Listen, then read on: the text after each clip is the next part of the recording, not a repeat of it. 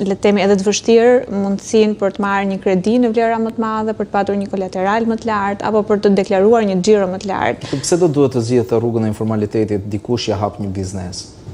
Unë mendoj bizneset që ne kemi aktualisht janë çelur që në fillim të viteve 90 kur ne patëm ato ndryshime dhe shumica e këtyre bizneseve janë edukuar në atë mënyrë, pra kemi arritur në atë pikën që mendojnë që të ardhurat nëse nuk deklarohen mund të jenë më të mëdha. Por në fakt është një koncept shumë i gabuar nëse ne i futemi koncepteve themelore bazë të ekonomisë, sepse duke mos i deklaruar këto të ardhura ne vazhdojmë mbetemi në një periudhë stagnacioni si biznes i vogël. Pra nuk kemi mundësinë që ne të të adaptohemi me teknologjitë, siç përmendit Rezarti më herët, apo të shkojmë në bankë të kemi një mundësi për të marrë një teknologji të re dhe për të përfituar nga ekonomia e shkallës, ndryshe nga ç'bën kategoria tjetër që janë ndërmarrjet e vogla dhe të mesme, pra me mbi 50 punonjës deri në 250 apo më tepër, të cilat kanë një kosto shumë herë më të ulët të prodhimit të produktit për njësi krahasuar me një biznes të vogël i cili ka të gjitha kostot më të larta.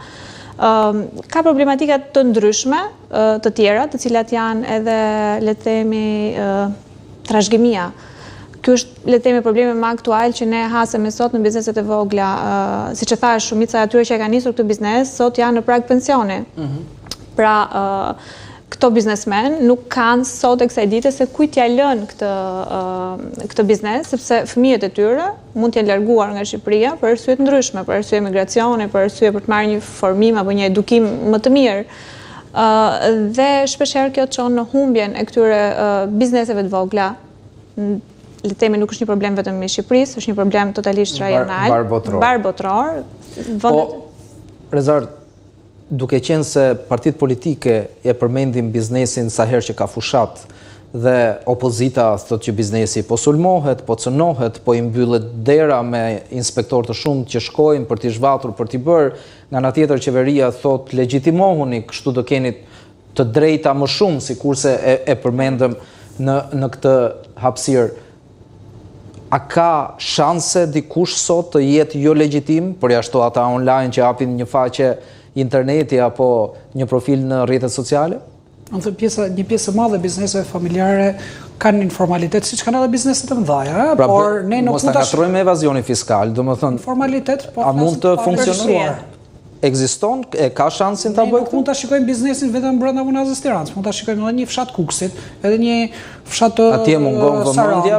Patjetër, edhe në Shkodër, edhe në Laç, edhe në Korçë, pra ke sa dush punojës pa regjistruar, pa nipte e tjerë. Pra, nuk është problemi vetëm i kësaj gjëje, ne duhet kuptojmë thelbin dhe pse një biznes. Kemi edhe biznese të reja që sa hapen nisin në atë rrugtimin. Jam shumë dakord, një pjesë e trashëgim nis dhe duke parë njëri tjetrin ky s'pagun taksa, ky s'po bën, pse do ta bëj budallai që të filloj unë, domethënë, pra ne kemi një proces gradual të kësaj gjëje. Por duhet kuptojmë edhe, pastaj duhet shkojmë edhe të zgjidhjet që një biznes i vogël si duhet mbijetoj, ose te çështja e brezit, pasi jemi realisht në një pikë kritike kur jemi rreth 30 vjet pasi janë krijuar bizneset e para, pra 94, 95, pa thënë kur kanë filluar bizneset standarde dhe një pjesë e madhe janë fix moshën e pensionit dhe janë fix në atë moshën ku fëmijët edhe nëse janë këtu janë të pa interesuar për ato 500 euro, 1000 euro që nxjerr fitim ai biznes për të vazhduar dhe pra nuk duan ta ndërtojnë jetën e tyre siç e kanë ndërtuar prindrit e tyre kur s'kan pa një ditë plazh, se kanë qëndruar gjithmonë tek ai dyqani mëngjes drek dark, nuk i kanë pa fëmijët e tyre, se kanë qëndruar deri në orën 9 të biznesit gjithmonë dhe nuk duan të ndërtojnë dhe janë të gatshëm të heqin dorë prej atij biznes. Në këtë mënyrë, kjo është sfida dhe duhet patjetër që bizneset të gjejnë dhe të mendojnë zgjidhjet, të cilat do i diskutojmë edhe në trezin tonë, cilat mund të jetë zgjidhjet e një biznesi të vogël familjar në këtë moment.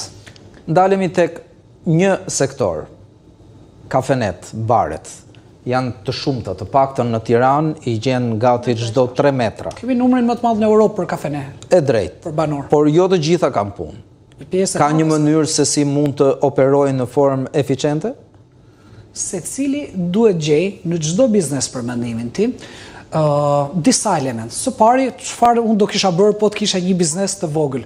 Së pari do kisha gjetë një element që quhet signature plate, apo diçka të veçantë, ku diun.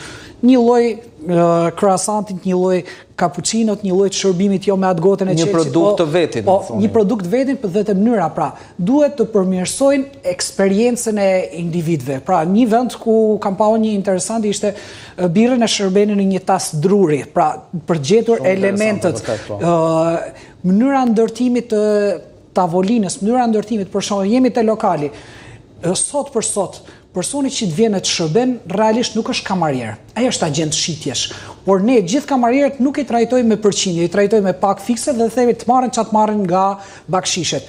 Unë do kisha ndryshu këtë strategji, edhe në restorante edhe në bar, do kisha thënë, ti ke kaq bas, po ke 10% që gjithë ardhurave që ti gjeneron. Aty do kishte ndryshuar komplet loja. Pse? Shërbimi do ishte më i kujdesshëm, nuk do vite ai të thotë, "Ha, çado", po do vite, "Përshëndetje, unë jam Rëzardi, jam shërbimin tënd, e kam ardhur këtu ta bëj një vit." Më shumë se sa të kërkonte. Patjetër, ty sot kamarieri tikën ti pa mbaru porosin, ai është me shpinë duke ikë, ai ka hallin, do marrë rrogën edhe thotë mlat 20 lekshin apo 30 lekshin bakshish. Ndërkohë në momentin që ti e vendos edhe atë partner biznesi duke i dhënë 10% të fitimeve bruto, që do të thotë diku rreth 3-40% fitimeve neto, atëherë ti e ke trajtuar ndrysh dhe ke ndryshuar rregullat e lojës. E njëjta gjë vlen edhe te bashkëpunimi. Pra ti ke lokalin këtu, aty sipër ka një zyrë apo një biznes atje dhe bën shkëmbime, thu, ky është kuponi 20% të gjithë biznesit do kenë një ulje, ndërkohë të gjithë pjesëtarët, klientat e këtij lokali do kenë 20% ulje të ajo kategori biznesit, pra shkëmbimi influencave. Rakordimi me furnitorët. Unë për shembull do isha bërë së bashku me 3-4 lokale të tjera të bënim furnizime të përbashkëta. Për të rritur paranë operacionale, për të krijuar një likuiditet më të vonshëm, 3 ditë, pra duke bërë një furnizim të madh. 2, për të negociuar për çmimin.